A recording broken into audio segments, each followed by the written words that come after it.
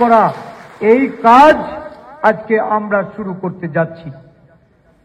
আমরা দীর্ঘদিন থেকে আদিবাসী কংগ্রেসের যে মূল দাবি, আমরা জানি এই আদিবাসী এলাকায় আমরা দীর্ঘ সময় বিরোধী আসনে আছি।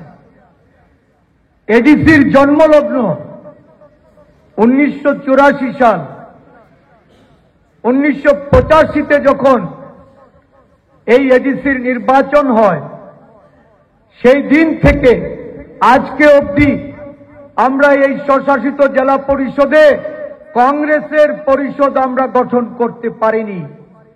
আঞ্চলিক দলগুলির সঙ্গে মিলে মিশে আমাদের এই জেলা পরিষদে আমরা সামান্য কিছুদিনের জন্য আমরা ক্ষমতায় ছিলাম, এবং আমাদের যখন এই রাজ্যে জোট সরকার ছিল, ওই জোট সরকারের আমলে আমরা এই এডিসিতে যেমন কর্মসংস্থানের ব্যবস্থা করেছি এবং সারা রাজ্যে উপজাতি যুবক যুবতীদের জন্য 2500-এর উপরে আমরা শূন্যপদ পূরণ করে সেখানে চাকরি প্রদান করেছি, সরকারি চাকরি প্রদান করেছি।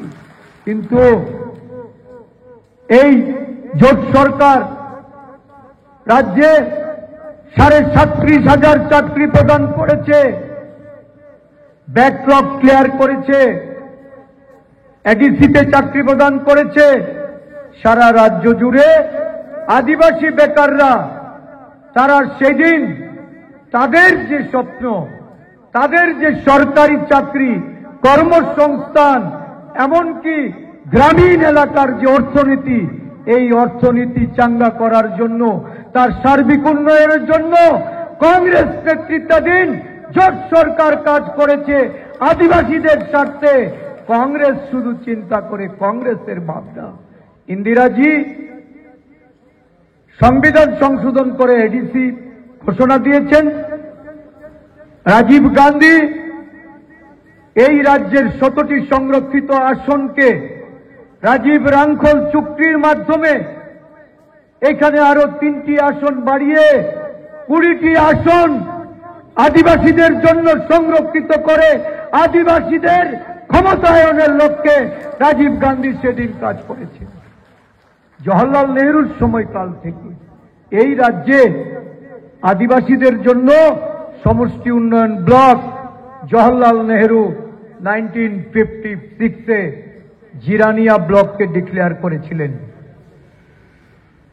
এই রাজ্যে আমরা বনাধিকার আইন, পাট্টা বিলি করা, এটা ডক্টর মনমোহন সিং এর মস্তিষ্ক প্রসূত, তার সরকারের অবদান, এটা কংগ্রেস সরকারের অবদান। শুধু তাই নয়, জল জমি জঙ্গলের যে লড়াই, কংগ্রেস দল এই লড়াই করে, কংগ্রেস দলেই আদিবাসীদের জল জমি জঙ্গলের জন্য তারা ওই পাট্টা বিতরণ করে বনাধিকার আইনের মাধ্যমে যেমন কংগ্রেস আদিবাসী সমাজকে তাদের স্থায়ী বাসস্থানের জন্য, তাদের জমি, তাদের সেখানে মৎস্য চাষ থেকে শুরু করে কৃষিকাজ, জুম চাষ করার ব্যবস্থা করেছেন, সাথে সাথে তাদের যে অধিকার, এই অধিকার প্রতিষ্ঠা করার জন্য পাট্টা তুলে দেওয়ার জন্য আইন প্রণয়ন করেছেন।